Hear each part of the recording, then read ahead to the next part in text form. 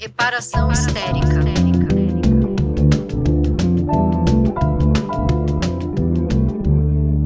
Reparação histérica. Olá, histéricas maravilhosos desta quarta-feira. Estou aqui com Mili maravilhosa, Manu. Olá, Mili. Olá, Manu. Oiê! Olá! Antes da gente começar aqui nosso papinho, lembrar você que está nos ouvindo por podcast ou pelo YouTube, vendo pelo YouTube, para se inscrever neste canal. Faça isso agora, não deixe para depois. A gente precisa que você se inscreva, que você dê o seu joia, o seu like, a sua alma, para que esse programa continue e a gente se sinta amada. E isso é muito importante. E aí agora eu queria dizer duas coisas para começar. Primeiro, Feira do Livro do Pacaembu, que está maravilhosa. Vai ser a minha dica final, mas também já vai ser minha dica de começo aqui. E ontem vi a mesa de Mili Lacombe com Maíra Cota, que foi um espetáculo. Quem não estava lá, procure esse vídeo. Estava dizendo aqui para Mili que foi o equivalente a ler uns 10 livros em 1h30 de conversa. Foi muito bom, Mili. Ah, você é muito gentil, Tati, assim, eu fiquei muito emocionada que você estava lá, Alexandre Coimbra também, encontrei com ele não ficou para a mesa, mas a gente se encontrou, Tati, ele e eu, na Sala dos Autores. Eu acho Feira de Livro, assim, um negócio maravilhoso, encantador, e a sua presença lá, assim, com todo respeito, fez eu me puxar para ser boa, porque... Então era eu. Não, foi muito, muito boa a mesa. A Mili tem uma coisa que, não só ela fala coisas brilhantes e muito sabidas, mas de uma forma contundente e sedutora. E aí você fica com a vontade assim, você fala, aonde que eu me inscrevo para participar deste mundo com Mili? É muito bom real. Assim. Começar assim o programa, não me aguento. Agora, em relação a Manuela, tem aí uma crítica e um elogio. Lancei livro no Rio de Janeiro, na sexta-feira 13, uma data muito bonita. E estava acabando já. E eu olhei para amigos, para a editora, para meu namorado e falei, Manuela não veio. E eu tô na cidade de Manuela, aquela puta não veio. Então eu já estava assim, começando a sentir raiva mesmo. Quando ela chegou, tipo... Sabe quando o cara chuta pro gol e já se joga de peixinho? Foi assim que a Manuela chegou no meu lançamento. Já tipo, eu vim, faltando 3 minutos para fechar a livraria. E foi muito emocionante, porque as melhores pessoas chegam assim, no último minuto. Bom, então impunidade total, né? Porque... Mas quase não foi, fiquei meio brava. Não, eu tenho que assumir o erro. Eu vacilei, eu estou ciente do vacilo. Porque assim, primeiro que eu cristalizei que era 7h30 e era 7. Tá, então já tinha uma meia hora conversa. Aí trabalhei, isso que eu me liberei na boca das 7, assim, era 7 horas quase. Tomei meu banho, botei uma roupa boa pra prestigiar minha amiga. Cheguei 1h30 depois, achando que cheguei 1 hora atrasada. Porque no Rio, você chegar 1 hora depois do combinado, já você tá chegando na hora. Não, isso aí é cultural, é estrutural, amiga. Não é uma coisa que veio de mim. Mas eu fiquei puta quando eu cheguei e vi que tava nos finalmente, né? E vou ter mais atenção da próxima vez. É o que eu posso fazer agora. É o que tá na minha alçada fazer, tá? Ela acabou de falar que a mesa foi caída, porque se 1h30 depois já tava no fim, é porque a mesa foi caída. Mas tinha gente lá. Mas foi... É porque eu acho que eu cheguei, na verdade, umas 15 para as 10. Acho que você chegou. Essa que é a real, É porque eu ainda cheguei, aí encontrei a da Coelho, que tava na porta tomando seu vinhozinho, fumando seu cigarro. A gente... Ela falou, não, porque a fila tá muito grande lá dentro. Aí eu fui... Ainda fiz hora do lado de fora, tá? Foi jantar. Mas cheguei no final, peguei a rebarba que a gente conseguiu, né? Tomar um negocinho depois. Botar o papo em dia. Comer a nossa bolachinha. Fizeram boas fotos. Exatamente. A gente chegou na lanchonete da livraria, a lanchonete estava fechada. Aí eu tirei minha bolachinha creme cracker, que eu ando com bolachinha água e sal, por motivos de pressão baixa. E a gente comeu a nossa bolachinha água e sal. E Dadá Coelho, um beijo pra ela, que me levou uma cuscuzeira de presente no meio de um lançamento de livro. Eu voltei no aeroporto com uma cuscuzeira. Ela é muito maravilhosa. Maravilhosa. Bom, o nosso tema de hoje é se o machismo também é ruim para os homens. E sim, o machismo também é ruim para eles. Não é um episódio em que vamos passar muito pano para os machistas, porém a gente vai falar que para eles também a coisa não tá boa não, porque o machismo oprime todo mundo. No caso da mulher é bem mais grave, né, porque pode matar a mulher. Mas eu estava até lendo um estudo da OMS e o machismo pode matar homem também, porque segundo a OMS, os homens estão morrendo mais cedo justamente por causa do patriarcado, porque dirigem mais agressivamente, que é aquela coisa, dirige que nem homem. Bebem mais, que é aquela coisa... Bebe que nem homem. Bebe que nem homem, e não posso ficar de viadagem, tenho que ter coragem. Então muitos vão lá e bebem, certo? Não procuram médicos, não fazem check-up, não fazem exames, mesmo que não seja dentro de um check-up, porque não é coisa de homem ficar qualquer coisinha procurar médico. Se envolvem mais em brigas, não falam o que sentem, não procuram tanta terapia quanto a mulher, muitos não vivem seus desejos, não falam sobre anseios, sobre dúvidas, sobre medos, e muitas vezes que eles sentem anseios, dúvidas, medos, angústias, o único sentimento que eles acham que é aceitável é a raiva. E eu já vivenciei isso com alguns parceiros. O cara estava triste, estava angustiado, estava com medo, estava fóbico, mas a única coisa possível é a raiva, porque aí tudo bem. Põe para fora um sentimento de um jeito homem de pôr para fora. E nisso, muitas vezes tem, como a Mili sempre fala, o fio-fio na rua é o estupro ou o feminicídio lá na frente, no fim da história, né? Muitas vezes essa raiva acaba até em homicídio, né? E o machismo também contribui entre os caras para aumento de taxas de suicídio, entre eles, depressão. E tem também a coisa toda de que se o homem está muito vulnerável, ele é uma mulherzinha, então também contribui para que ele seja ostracizado, usei corretamente a palavra, dentro do seu grupo de machinhos. E aí eu queria ouvir vocês um pouco sobre esse patriarcado oprimindo o próprio homem. Quer falar, Manu? Cara, eu vou puxar pra gente no crescendo, que aí a Mili chega, eu vou levantar pra Mili cortar, tocar, porque é nossa artilheira, cara. Que eu sinto que você já falou coisas muito boas sobre isso, né?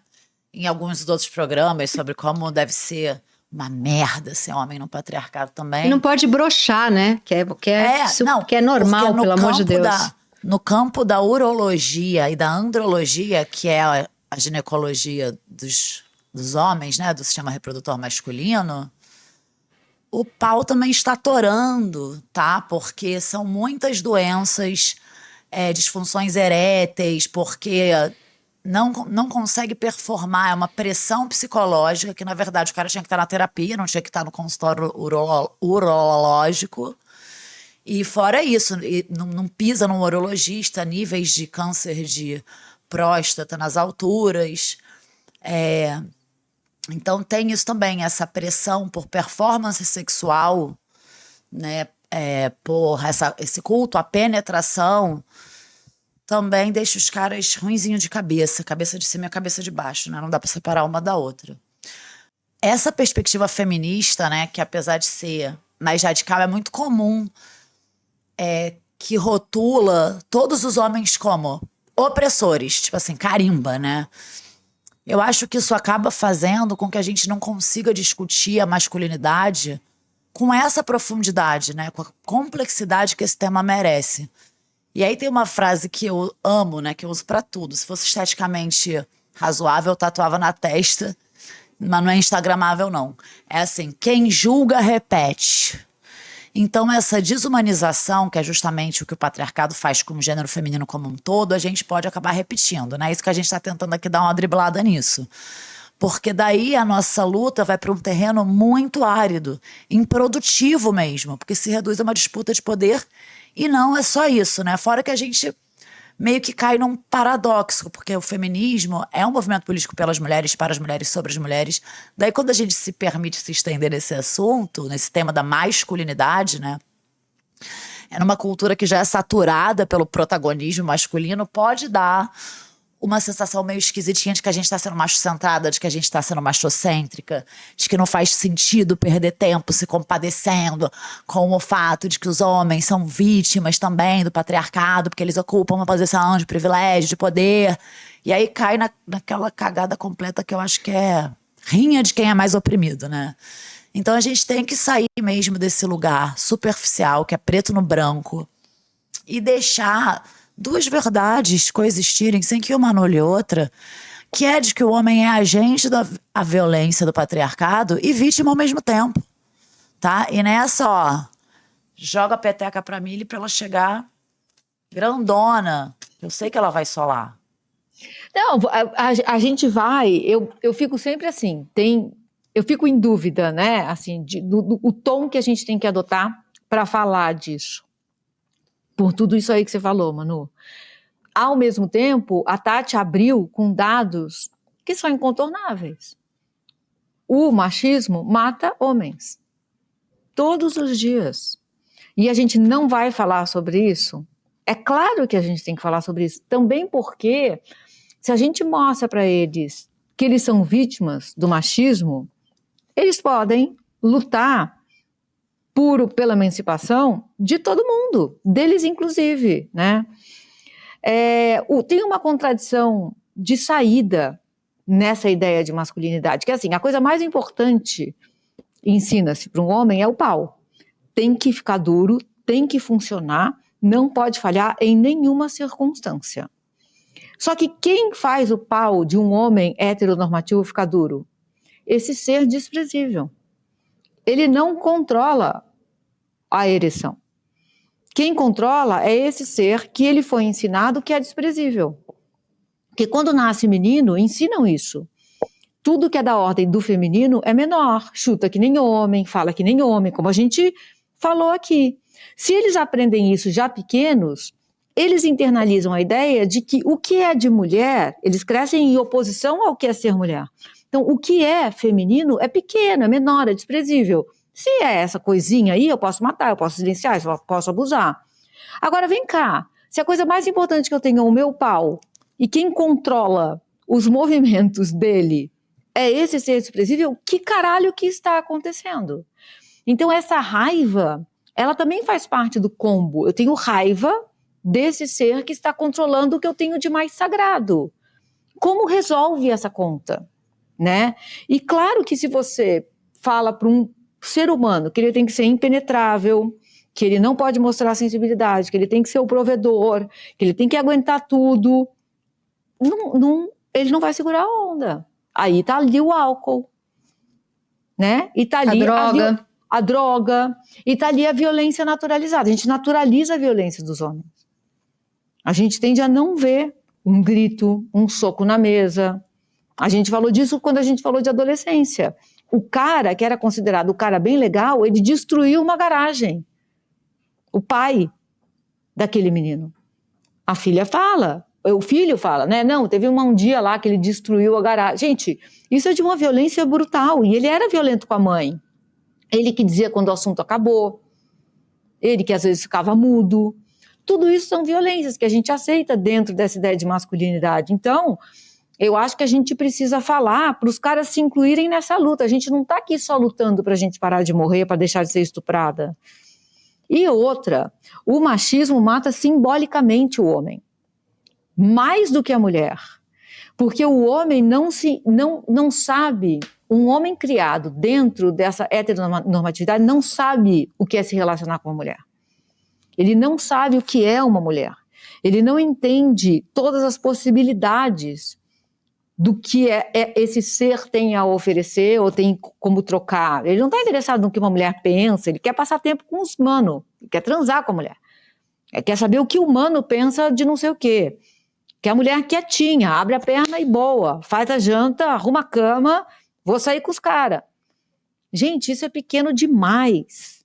Pequeno demais. E ele vai sair com os caras sem poder se mostrar sensível. Gente, deve ser medonho ser homem. Sim. Nessa sociedade. Sim.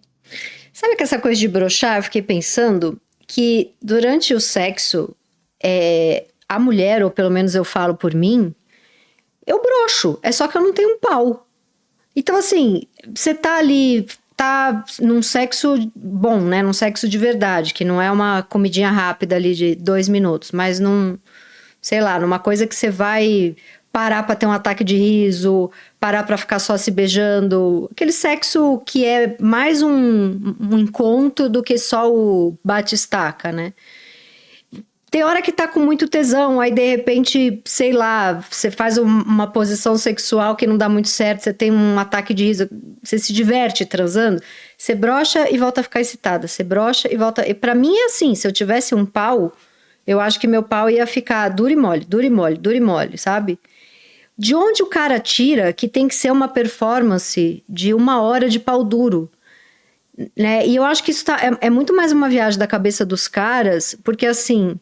Eu já tive parceiros que num momento ali sexual bacana, de entrega dos dois, legal, na hora que o cara percebe que tá perdendo um pouco a ereção, ele vai, faz um sexo oral, ele vai... O sexo continua, independe do pau do cara, tem várias coisas que dá pra fazer. E a mulher nem percebe. Eu nem percebo, porque o sexo não é pau, o sexo é um monte de coisa. É conversar, é olhar no olho, é beijar, é sexo oral, é lamber, é chupar, é sei lá o que, é dedos, né? Então, assim... E bom, e tô aqui com a Milly, tá aí transando uma vida inteira muito feliz sem pau. Não é mesmo? Abençoada. Quem sou eu? Quem sou eu aqui Abençoada por falando... Deus e bonita por natureza. Exato. Quem sou eu aqui dizendo que precisa de um pau duro pro sexo ser bom, né? E os caras ficam obcecados. E os piores sexos da minha vida foi com um cara obcecado pelo pau duro que achou que o sexo era batistaca. Era o pau dele transando, não era ele comigo, né? Então eu fiquei pensando isso enquanto a gente falava do pau duro, porque... Cara, faz parte da dança sexual momentos de maior ereção, menor ereção, maior ereção para que seja um sexo de verdade, né? Você sei lá, vai pegar água, não sei, né? Porque aí é gostoso, é aquela coisa que você tá numa relação sexual ali, né? Numa noite gostosa, não é sei lá, um negócio de 3 minutos pro cara gozar rápido. Mas essa ideia de falocentrismo é tanto paradoxo, é tanta desconexão, porque eu acho que eu li isso num ensaio da Anne Carson. Eu tenho que lembrar o nome do livro, mas ela vai falando sobre a fundação ali, né, da Grécia Antiga e como os homens morriam de medo das mulheres porque, supostamente, elas têm um apetite insaciável porque elas não brocham.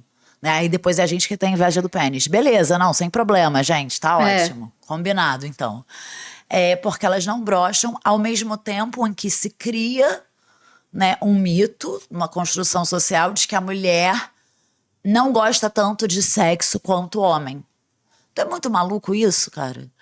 Então é uma capacidade de desconexão tão absurda, e eu acho que eu já citei esse livro aqui, não vou parar de citar esse livro, porque ele é exatamente sobre tudo que a gente está falando, que é a vontade de mudar, da Bell Hooks. É a vontade de mudar homens, masculinidades e... Masculinidades, talvez no plural, né? Porque a gente está falando da masculinidade, a gente está falando de uma masculinidade tóxica, né? Uhum. É homem, masculinidades e amor. Eu adoro uma coisa que ela fala logo de cara, que enquanto as feministas estão sempre falando de patriarcado, eu mesma, infelizmente, gente, eu me vejo obrigada a falar esse palavrão muito mais do que eu gostaria. Tipo, eu adoraria estar fazendo qualquer outra coisa. Mas paciência, enfim. Que a maioria dos homens não usa a palavra patriarcado no dia a dia. Mas mais do que isso, não pensa sobre o patriarcado. O que significa patriarcado, o que é patriarcado, como foi construído, como se sustenta, que porra é essa, né?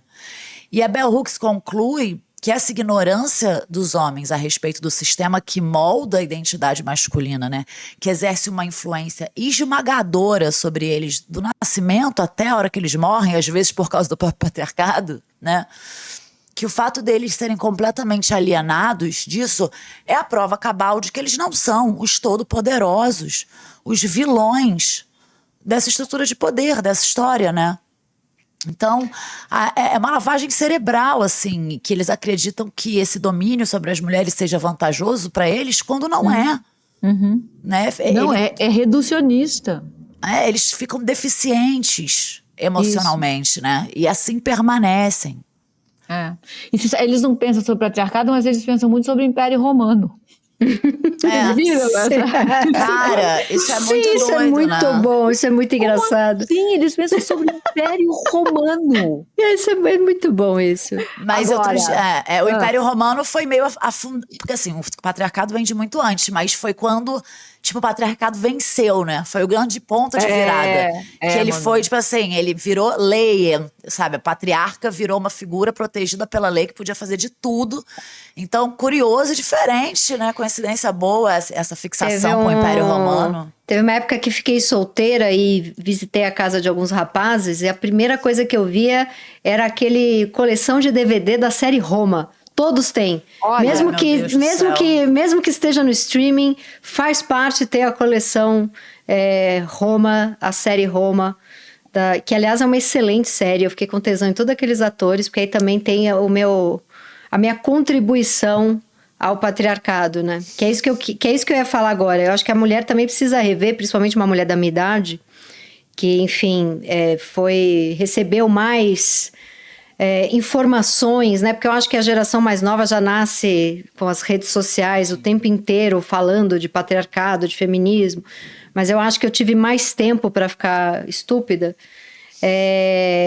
E eu acho que as mulheres precisam rever também o que elas têm tesão, porque eu me pego muito com tesão em coisa que é das masculinidades tóxicas. Eu não só tendo tesão, como às vezes estimulando coisa errada. A gente foi falando aqui, eu lembrei. Uma vez eu estava em um restaurante com meu ex-marido, e o meu ex-marido é um cara, vou usar no presente, porque apesar de ex-marido tá vivo aí, com a graça de Deus... a gente estava em um restaurante e aí chamaram a nossa vez na mesa e eu tava morrendo de fome e eu na hipoglicemia fico violenta. E aí um cara resolveu que não era a minha vez, que era a vez dele, e foi entrando com a família inteira, com mãe, com mulher, com criança, e eu tava na hipoglicemia. E era um cara da minha idade, não era um senhorzinho que, tudo bem, vai, passa na frente e tal. E ele foi muito agressivo, não, é minha vez, minha vez. E a garçonete ficou sem graça, assim, porque ela tinha me chamado, né? Daí eu falei, não, ela me chamou. E ele, não, é meu aniversário. E tipo, foda-se que chamou você na frente. E foi indo. E aí eu ainda tentei, assim, falei, não, você não tá entendendo, ela me chamou, eu tô com muita fome, inclusive é uma mesa pequena, não sei o quê. E eu olho pra fora do restaurante, tá o meu marido no celular, sei lá, falando com quem, e eu penso, esse filha da mãe não tá aqui para me defender, cadê o homem, o macho? Aí fui lá fora e dei um esporro nele. Falei, roubaram a mesa, passaram na frente, entendeu? Eu com fome, você não me defendeu. Eu sei que eu botei tanto ódio no coração desse homem, ele entrou dentro do restaurante para bater no cara. Porque eu fui lá e falei, como assim você não tava lá? Pra dar uma porrada nesse cara que roubou minha mesa. Eu quase desmaiando de hipoglicemia, não sei o quê. Eu vi que eu ia falando, ele ia ganhando, sabe? Cada vez eu ganhava 1 metro a mais, assim, sabe? Ele já entrou com a mão fechada. Ele já ia chegar socando o cara. Eu segurei ele, falei, desculpa, respira. Eu assim, agora sou eu aqui dizendo que sou eu que causei tudo isso sozinha. Não, é aí o patriarcado unido, né? Eu só inflei o que já está dentro de todo homem, que é o chamado a agir, né?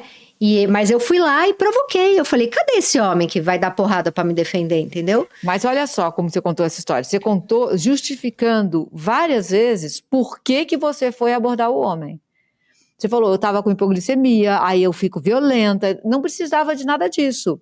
Porque o cara passou na sua frente, não tem justificativa. Você foi lá e falou, não, meu querido.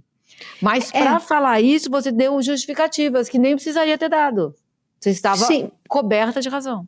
Sim, mas eu tô culpada da parte... Porque assim, se eu tô sozinha no lugar, eu faço um escândalo tão grande que o cara sai da mesa. Eu tenho uma coisa em mim, que eu não sei se é do signo ou da minha família, que tem um sangue meio barraqueiro italiano, eu não sei, mas eu não preciso. Mas como eu estava com meu ex-marido, eu fiquei muito puta dele não estar ali me defendendo. E aí eu fui e inflei ele. Eu falei, eu quero ver a tua braveza nesse momento, entendeu? E ele não ia bater no cara, mas ele ia, tipo, dar um soco na mesa, ia, sabe? Ele chegou pra arrumar uma encrenca violenta. Só que ele é um cara de 1,80 m, não sei o quê, ele ia causar alguma coisa muito mais violenta do que eu, que ia ser no grito, né? E aí eu me arrependi muito, eu catei ele assim, segurei pela camiseta, falei, esquece, vamos para outro restaurante. Porque ele ia sair porrada, os dois iam sair, porque o cara já viu ele entrando e também já levantou. Mas onde eu quero chegar é que, assim, muitas vezes eu olhei para um cara que tava calmo, equilibrado, em paz e pensei, cadê o homem nesse cara? Entendeu? Eu tô querendo me culpar um pouco aqui também, dessa cobrança pela masculinidade tóxica. Claro, mas assim, a gente não foi criada separado deles. Esse mesmo mundo que fala como o homem tem que ser para o homem, diz como o homem tem que ser para a gente também. Então a gente tem isso, essa virilidade, essa suposta virilidade, mas é que a gente aí começa a querer o lenhador sensível. Não existe o lenhador sensível. Né? Então a gente fica meio... Agora, esse negócio... Uma vez eu fui fazer um curso de sexo tântrico, né? E a professora falou que é possível gozar de pau mole, que todo homem goza na próstata. E o pau não precisa estar duro para a próstata ser estimulada. Só que a masculinidade é tão frágil que eles não se deixam penetrar. Você imagina você ter um órgão gozador e você não deixa que acessem, porque isso vai te fazer menos homem. Que maluquice é essa? Que doideira é essa? Mas o cara não tá sozinho nessa. A mulher tem dificuldade em acessar o cozinho do homem porque tem medo que ele se pareça menos homem também. Claro. Tamo junto nessa. Sim. E nesse curso, o nosso gozo também é uma outra coisa. Nesse curso, né? Porque eu vi uma mulher gozar lá. Tinha uma pessoa, uma mulher, que estava lá e a professora pegou um vibrador e fez a mulher gozar. E aí, quando ela gozou, começou a sair um líquido dela. Não parou de sair um líquido. Gente, eu vou falar isso, eu não deveria falar, porque assim, eu sou sapatão, eu deveria estar acostumada a ver uma mulher gozar, né? Mas, como não parava de sair líquido, eu virei para a professora e falei assim... Talvez depois eu peço para cortar. Eu virei para a professora e perguntei assim, esse vibrador é hidráulico? Mas essa é uma dúvida que eu tenho dessa ejaculação feminina. Não é uma coisa machista chamar de ejaculação feminina, não é? Precisa ser alguma... Precisa fazer referência a uma palavra que é de pau? Porque ejacular é do pau. Sei lá, não sei, posso estar falando besteira. Talvez a gente devesse ter um nome para isso, né? Mas parece que é um lugar do gozo feminino em que se você deixa... Parece que é uma vontade de fazer xixi, que na hora a gente contrai porque a gente acha que vai fazer xixi, mas não é xixi. Eu vi acontecer, tá? Eu vi acontecer. E aí, às vezes, eu falo para minhas amigas lésbicas e elas falam, acontece. Gente, então deve ser péssima na cama, porque nunca tinha visto acontecer. E aquilo para mim foi revelador. A mulher ficou uns 15 minutos gozando, gente. Jesus, Nossa, eu sou vaso vagal, eu teria morrido. Eu não posso ficar 15 minutos gozando. Eu nem volto. Eu nem experiência dessa. Não. Eu vi, tá, gente? Eu vi acontecer. Então, é isso. O nosso gozo também, ele não é muito... Ele não é, eu não quero, a palavra explorado eu não gosto, mas a gente sabe pouco. Porque é isso, quando fala assim, mulher não gosta de sexo ruim. Nossa, é mais da metade. Não é macetar, acabou. Não, a gente gosta de sexo bom, né? Então, pessoal, sim, realmente não gostamos de sexo ruim, meus camaradas. Mas não é muito explorado, esse negócio bíblico, né? O papai e mamãe, essa coisa que Hollywood, o audiovisual também propagou, né? Que sexo é assim. Não, gente, sexo não é assim. Então, é isso, sim. Mas esse curso foi muito bom, assim, na minha vida. Você sabe que eu fiquei pensando que pro patriarcado a gente nunca é, né? Porque assim, a mulher é aquela coisa, tentando se tornar uma mulher. O que faz de mim uma mulher? O que faz de mim uma mulher? E o homem é tentando jamais se parecer com uma mulher, né? O homem é negando o feminino, que ele se torna homem, e a mulher é tentando ser feminina. Pro patriarcado a gente nunca nasce algo. Né? É a mulher tentando ser o mais perto de uma mulher possível e o homem tentando ser o menos perto de uma mulher possível. Né? Gente, é um nível de loucura, né? Porque fica todo mundo perdido no personagem, né? não é só a mulher que tem esse gênero feminino construído aí em cima de um balaio de clichê que não faz sentido. Pros homens também é assim. E aí eu fiquei lembrando de quando a Tati estava lá falando de... Eu me culpo porque eu cobrei desse boy aí uma postura masculina, uma virilidade. E eu acho os momentos em que a gente faz isso, em que a gente reproduz isso no automático e se dá conta depois, são muito importantes para projetar isso do outro lado, porque isso também acontece com os homens, né? Essas cobranças, essas violências não saíram das mentes perversas dos indivíduos, elas são reproduzidas por todas nós, entendeu? E eu acho que esse movimento da gente de olhar para isso com cuidado é um movimento que precisa ser feito pela gente, pelas mulheres, para as mulheres, né? Não só porque a gente ama os homens também e quer viver plenamente essas relações de afeto, essas conexões, quer que eles consigam viver isso também por amor, né? Por consideração, pena, mas porque isso é uma estratégia política imprescindível também. Então a gente precisa entender que precisa fazer isso pela gente, que a gente continua sendo a nossa prioridade aqui, tá? Porque esse clichê também da compreensão feminina, né, do acolhimento, do cuidado, acaba deixando as feministas muito engatilhadas. Então agora sobrou pra gente ser galerinha, ser boazinha, né? Feminicídio torando, cultura de estupro, da pedofilia amassando, vai se fuder pra lá. E a raiva é compreensível. Ela é uma reação, ela é uma força propulsora, mas o que engaja qualquer indivíduo, acho que foi o Che Guevara que falou isso, e não foi só ele não. Che Guevara mandou um engaja? Não, ele fala que todo revolucionário é guiado por sentimentos de amor. Então não é a raiva, é um sentimento de amor próprio, de conexão, de empatia, né? E aí eu acho importante falar uma coisa, já que estamos aqui, falar uma coisa que pode ser mal interpretada, mas paciência. Vou fazer uma introdução para maciar, tá? Para passar um azeitezinho. Começando pelo óbvio. Óbvio que o feminismo salva vidas. Sem o feminismo a gente não seria absolutamente nada. Eu não sei nem mensurar a importância. Quando a gente chama o feminismo de movimento político, de ideologia, de luta, sei lá, tudo parece pequenucho, pequenininho pra nomear o que pra mim é uma força da natureza, cara, do instinto de autopreservação da humanidade. É muita coisa. E aí o ponto mais sensível que eu quero trazer aqui é que o movimento é criado, né, o feminismo é criado dentro do patriarcado, em relação ao patriarcado, em resposta ao patriarcado. Então, tem uma relação de dependência, porque se não existisse patriarcado, não existiria o feminismo. Então, isso está na gênese, no DNA do feminismo. E a gente precisa ficar muito atenta para não se limitar operando dentro das regras patriarcais, da competição, da separação, da desconexão, né, desse nós contra eles, da disputa de poder, do ego, do punitivismo, do moralismo, né, da aniquilação da subjetividade do outro, da desumanização, né, porque isso limita o feminismo a uma reação ao patriarcado. E ficar só reagindo é exaustivo. O feminismo é muito maior do que isso, é uma força de criação, de imaginação, de construção de novas formas de viver, de se estruturar, de se organizar, né, como indivíduo, como sociedade. Se o foco ficar só em destruir, né, o que oprime, não vai sobrar tutano, não vai sobrar energia, não vai sobrar colágeno para inventar o que liberta também. Porra. Então, tem um jeito de pensar diferente, né, uma outra consciência, que eu não tenho a resposta aqui fácil para isso, mas a gente vive num mundo inventado por homens, né? Essa masculinidade está em todo mundo.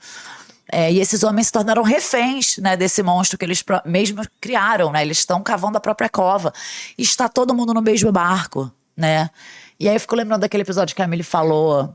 Eu acho que tem a ver com... É sobre, né, movimentos identitários. A gente não quer se ver como um grupo, quer ser vista como gente, né, como ser humano, mas para conseguir isso, primeira coisa tem que se articular como grupo. Confuso, complicado, mas legal. Então, eu sinto falta da gente borrar mais essa fronteira, entender que o feminismo é um movimento humanitário, que a gente precisa jogar junto, trazer os caras pro nosso lado e vice-versa, porque senão não vai rolar. E a Miri falou ontem na mesa uma coisa meio óbvia, mas que a gente precisa lembrar todos os dias, e que é o movimento identitário. O homem hétero branco é um movimento identitário também, né, Miri? Mais poderoso da humanidade. É o maior.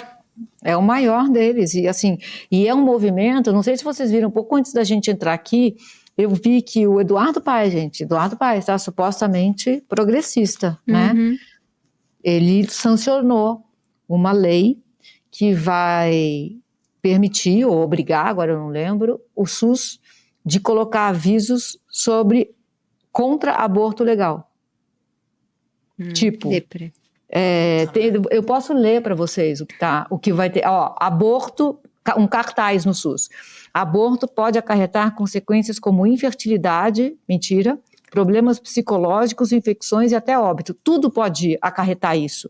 O uso de pílula pode acarretar isso. É fake news, é autorização para colocar fake news. Principalmente o aborto clandestino. Esse aí, a chance de causar... Aí sim. Aí sim. Legal, não. Exatamente. Excelente ponto, Tati.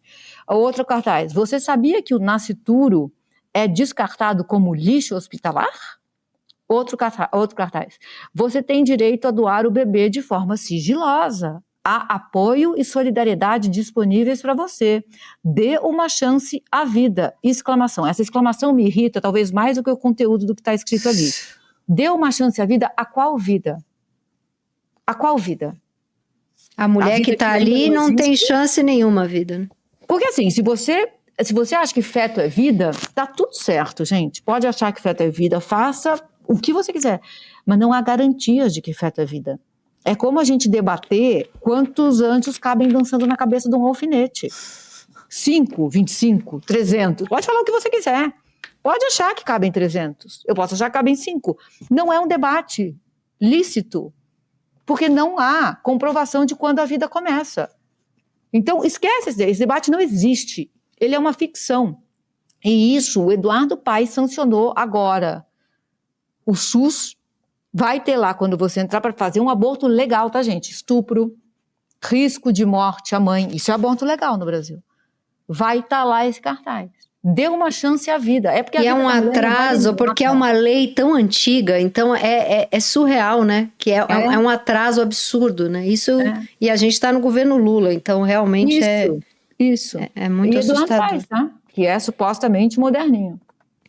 Vocês já, dentro ainda a gente ia falar do homem sofrendo no patriarcado, mas eu resolvi também puxar um pouco o tema como a gente contribui para que esse patriarcado caia também em cima da cabeça desse cara, que é, vocês já se pegaram objetificando um cara justamente porque ele tem algo da masculinidade, assim? Vou contar uma história. Uma época, já contei isso em 800 podcasts, então eu peço perdão a quem é assíduo nos meus programas, porque já ouviu essa história.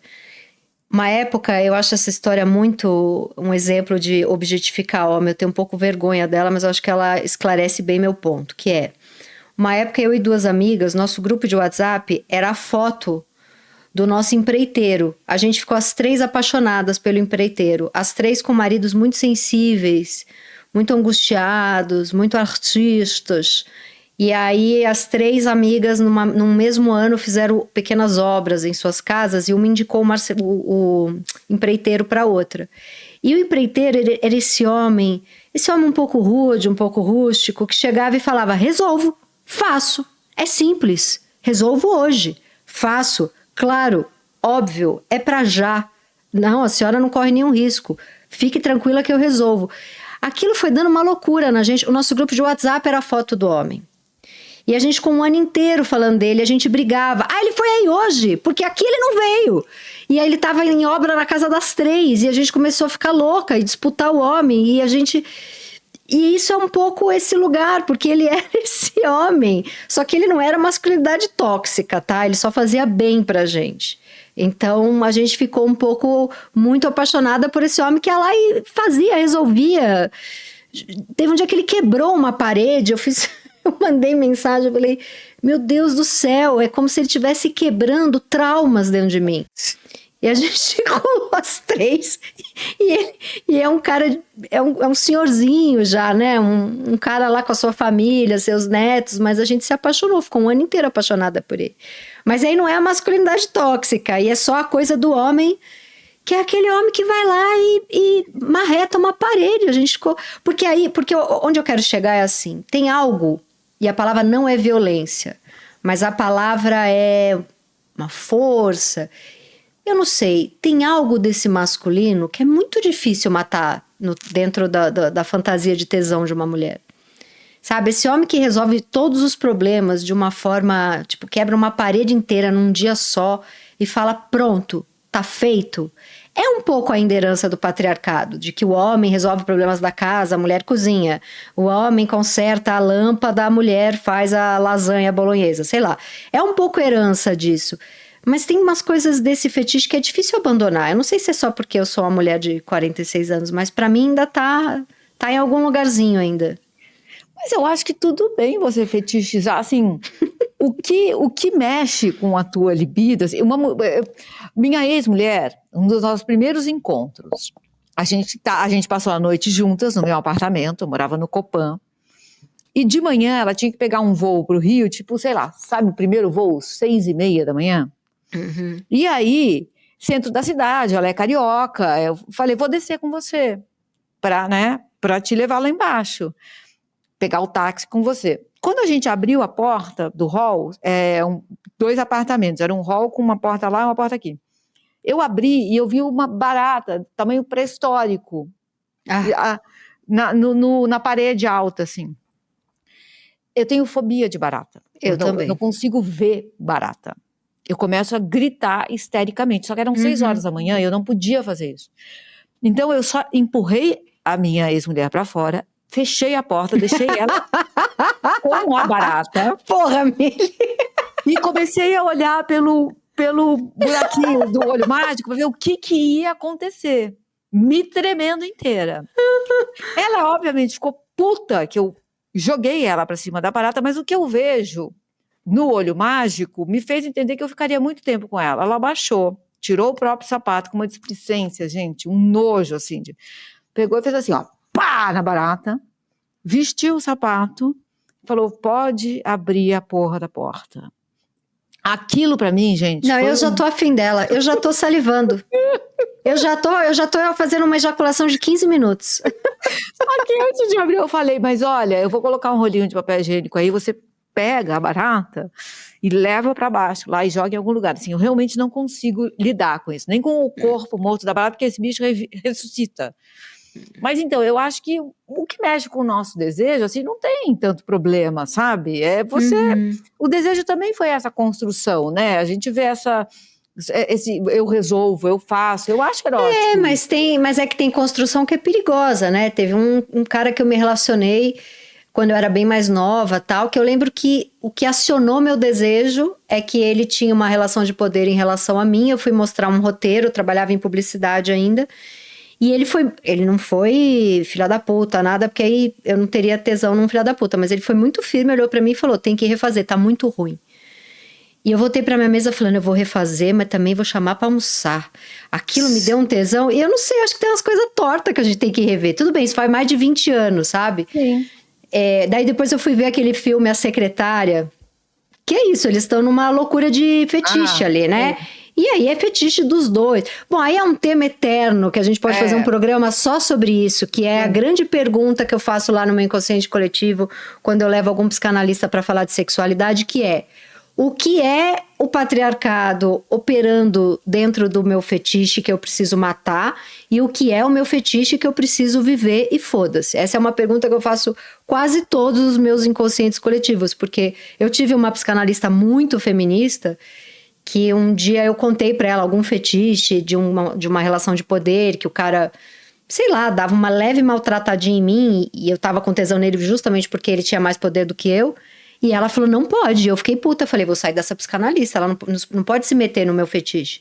Só que ela era muito feminista e ela realmente ficou muito puta com aquilo, né? E eu nunca mais consegui responder essa pergunta. Tipo, acho que isso rende um episódio inteiro. O que é o fetiche para se viver e o que é o patriarcado cagando a minha cabeça há 20 anos. Eu já acho muito complicada a ideia de você achar que está sentindo errado. Eu acho que quando a gente fala sobre desejo, sobre prazer, é muito...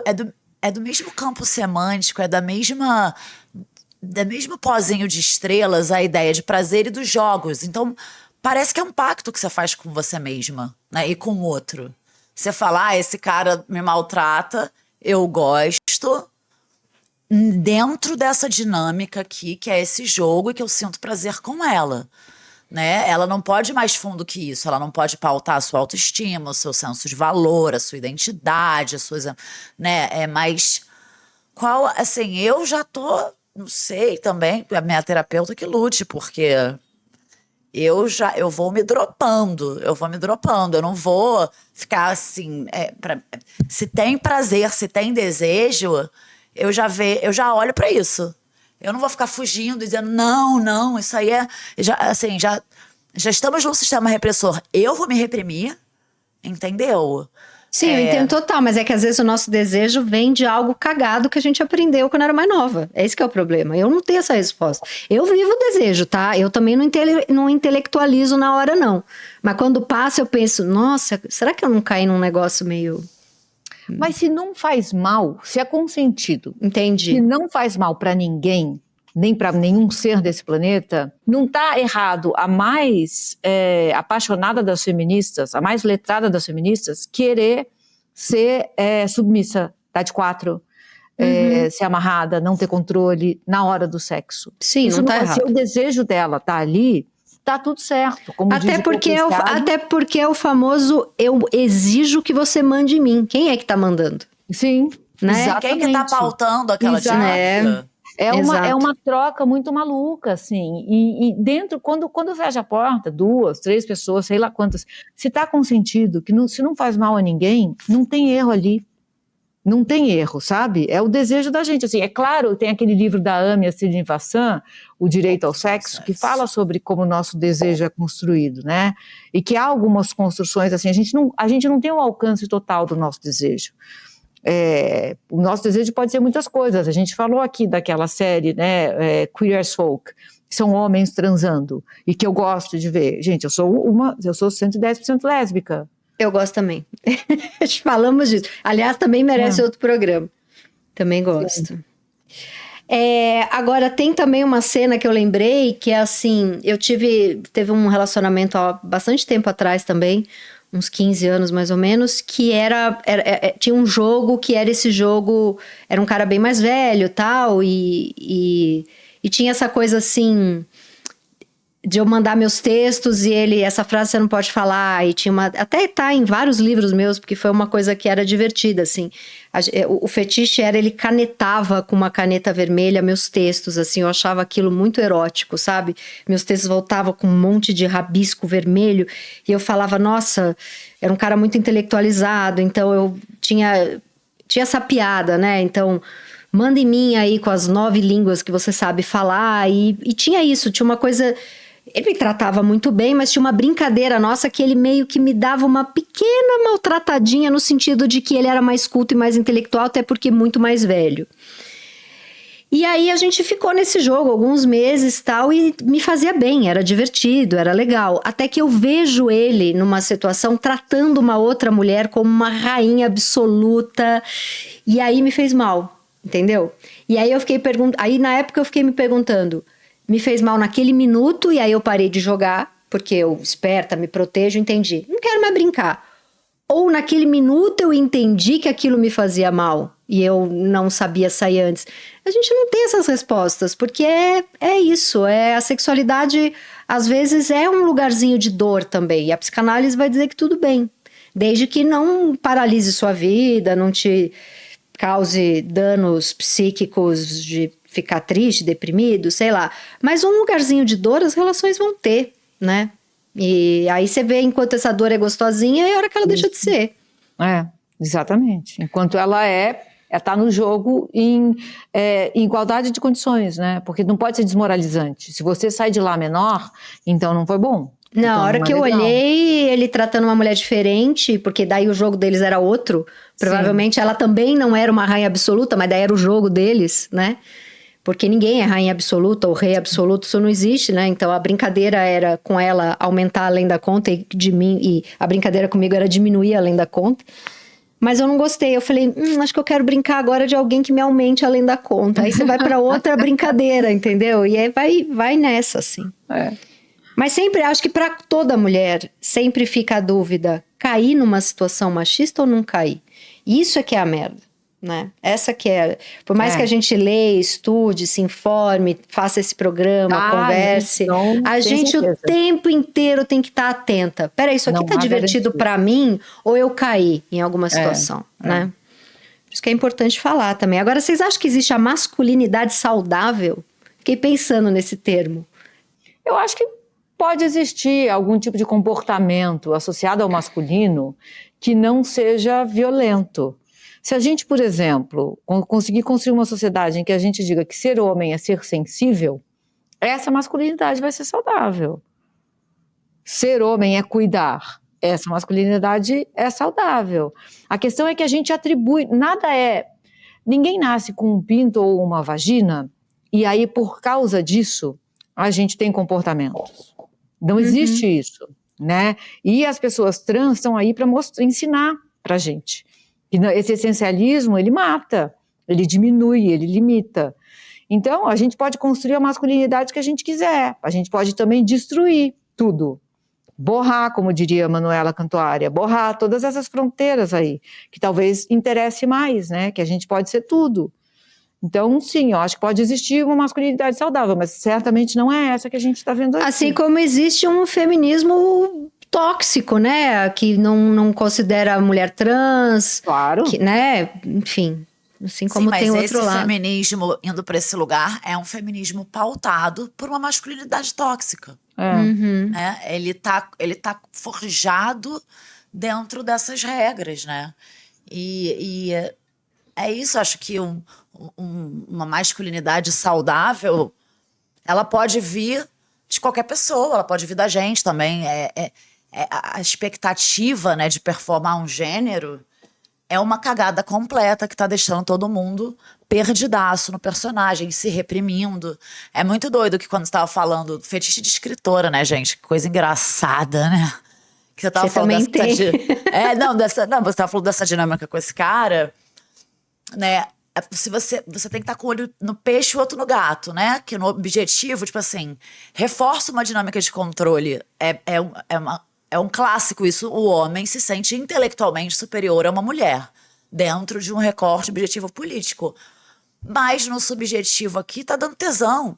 Você não se sentia intelectualmente inferior a ele. Não, eu não me sentia inferior. Era uma brincadeira que os dois gostavam. É um jogo, aí essa coisa do roleplay, é uma performance. Eu tinha um ex-namorado, cara, que ele fazia umas coisas... Os vizinhos deviam ficar loucos aqui, que ele fazia uma coisa muito engraçada, que às vezes baixava um santo nele, que é tipo um homem muito tóxico. Então eu tava aqui no escritório, daqui a pouco, eu já falei pra não deixar! Aí eu... Cara, isso é muito bom. Isso é muito bom porque é muito bom porque você tá no poder de uma cena que você teria medo. Você tá brincando. É muito, cara. Obrigada, psicanálise, por, sei lá, nos abraçar na loucura. Aí eu lembro de um dia que ele, sei lá, uma traquitana pra botar o filme, plugar o computador e lá todo desgraçado ali. Aí daqui a pouco ele falou assim, agora traz uma cerveja. Eu, tá bom. Vou trazer uma cerveja pro meu macho. Espero que esteja gelada. Sabe, isso é um teatro. É melhor que seja um teatro. É muito bom. Vale se for um teatro, é isso mesmo. É o tapinha, né, gente? O tapinha na hora certa, com você se divertindo... É o anti-violência, quase. Quase não, enfim, é isso. Nem sei explicar direito. Não sei dar nome para o que estamos falando, mas justamente por isso é bom. Tá no campo da fantasia, não dá para intelectualizar, não dá. Muito bom. Olha, eu quero que sobre tempo para Mili, vamos para as dicas. Antes das dicas, eu quero falar de um quadro, que é um quadro especial, que é A Mulher que Eu Queria Ser Amiga da Semana, que vai para Vivian Wilson, a filha trans do Elon Musk, que estreou como uma drag em show em defesa dos imigrantes nos Estados Unidos. Cara, que mulher. Essa daí, ela, sei lá, ela... Que ser humano. Quebrou a Matrix 8 vezes e inventou um mundo melhor. Eu amei esse quadro, amei. Muito bom. E aí, eu queria que a gente fosse para as dicas, porque eu sei que a Mili está muito animada com o livro que ela leu, eu quero que ela tenha tempo de falar sobre boa. ele. Isso aí. Vai, Mili. Eu tinha esquecido, gente. É o seguinte, chama, só tem em inglês, infelizmente. Não sei se haverá em português, porque o querido Marquinho, vou falar Marquinho, que é o dono da rede das fotos, pro algoritmo não fuder a gente. Tá. O Marquinho está processando essa mulher com toda a força e com toda a garra dele. A mulher escreveu um livro que chama Careless People. Ela é uma alta executiva desse lugar, dessa empresa, que manda no mundo hoje, ao lado da empresa do pai, dessa diva que a Tati citou, e ela conta bastidores de como funciona essa empresa. Então, eu vou falar uma das coisas, tá? Essa empresa monitora adolescentes meninas apagando selfies. E monitora, porque essa empresa também tem um grupo uma rede social de troca de mensagens, que a gente aqui no Brasil usa muito, e que a empresa monitora adolescentes reclamando do corpo, dizendo que estão infelizes, inseguras. Aí ela pega esses dados e dá para os patrocinadores para vender espaço para clínicas de beleza, cirurgias, produtos de beleza. Essa empresa opera assim, todos os dias. Que surreal. E essa mulher, que chama Sarah Wynne Williams, lançou esse livro há 2 meses, em março, final de março, abril, Muito maio, bom. de 3 meses. E ela chegou a dar uma ou outra entrevista, e aí os advogados desse trilionário silenciaram a mulher.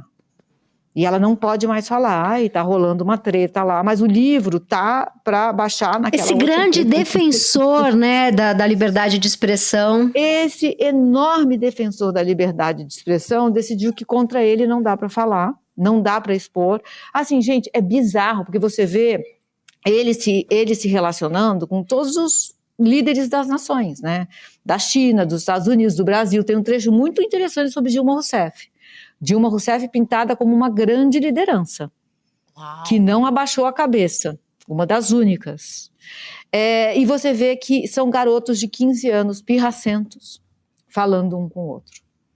Gente, é só ver briga do Elon Musk com o Trump, para você entender que é o adolescente com poder velho, mas é para sempre adolescente. O que foi aquilo, gente? Mas fala mais, Mili. Tô bem interessada nesse livro. É isso. Ela vai narrando, é como um thriller. Não dá para parar de ler. É um livro grande. Eu li assim no sábado, esse sábado agora, que passou, porque eu não conseguia parar de ler. Eu falava, não é possível. E ela dá tanto detalhe, e obviamente ela tem documentos. Essa mulher, ela é uma neozelandesa. A vida dela começa com ela, aos 11 anos, sendo mordida por um tubarão. Caceta! E ela sobreviveu. E é muito simbólico, porque ela é mordida pelo tubarão, os pais levam ela ao médico, ela está toda remendada na barriga, né, toda rasgada pelo tubarão. O médico remenda e fala, não foi nada, e ela dorme à noite, só que ela sente que foi alguma coisa, ela fala, está acontecendo alguma coisa no meu corpo, ela começa a passar mal. E ela vai na cama dos pais umas 10 vezes, fala, eu não tô bem, eu não tô bem, eu não tô bem. E os pais falam, você tá bem, o médico falou que você tá bem, você tá só traumatizada, deixa pra lá. Ela estava morrendo porque ela estava com um vazamento intestinal. Estava indo para a corrente sanguínea dela. E ela mesma, meio que, ela convence a mãe a levar ela ao médico, enfim. Aí, quando ela é operada e ela abre o olho, a mãe fala, minha filha, os médicos te salvaram. E ela fala, eu me salvei. Nunca mais repete isso, eu me salvei. E isso fica muito registrado. Que idade ela tinha? 11. Meu Deus. E fica registrado, porque ela se salva também lá dentro, sabe? Uhum. Gente, assim, é bizarro. Ela é a que você gostaria de ser melhor amiga na semana. Pronto. Ela é a que eu gostaria de ser melhor amiga na semana. Nossa, que incrível esse livro. Quero adquirir. Muito bom. People. Bom, a minha dica é o Feira do Livro do Pacaembu, que vai até dia 22. Então, você que está ouvindo esse programa ainda dá tempo. O encerramento é no próximo domingo. E é isso. Eu já fiz as minhas 2 mesas, então você não vai me encontrar, porque estarei viajando com a minha filha.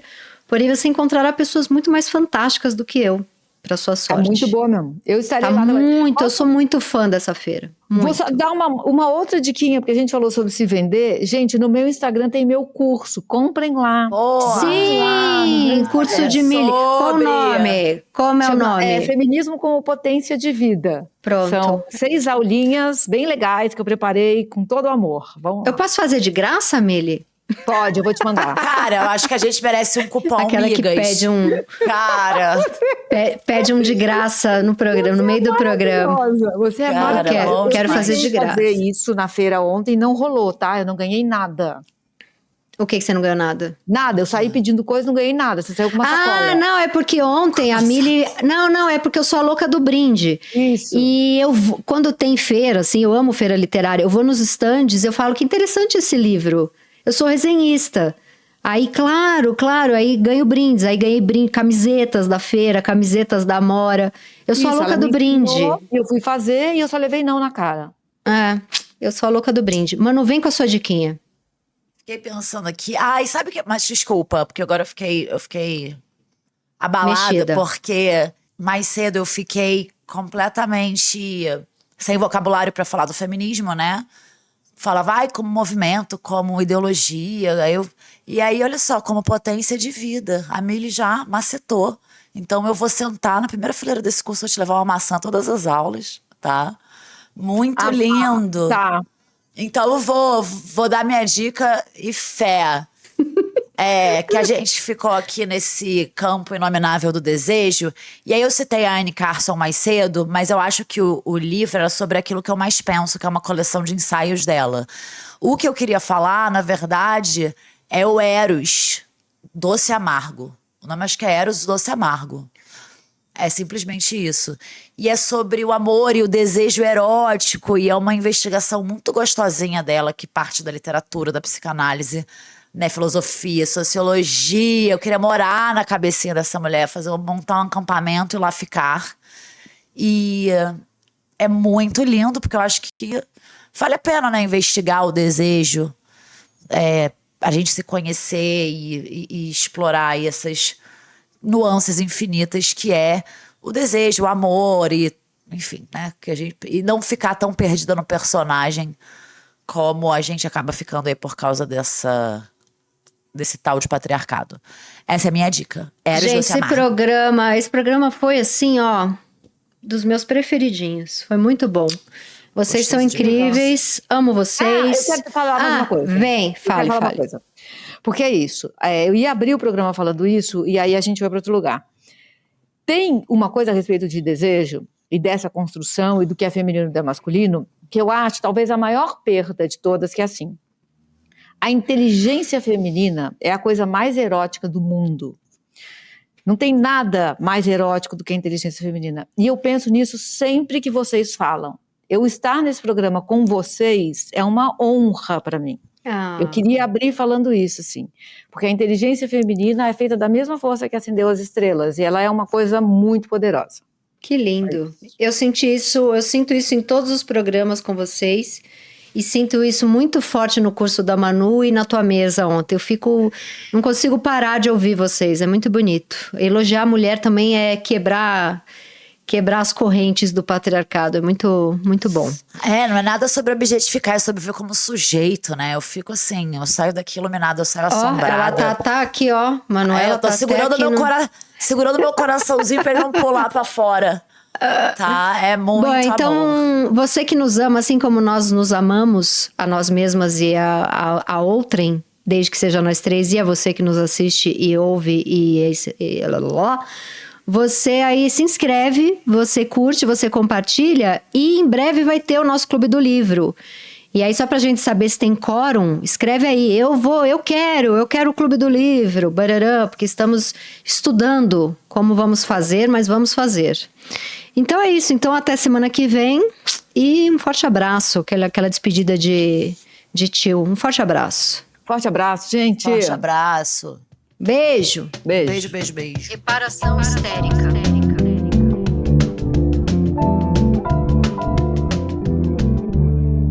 Reparação histérica.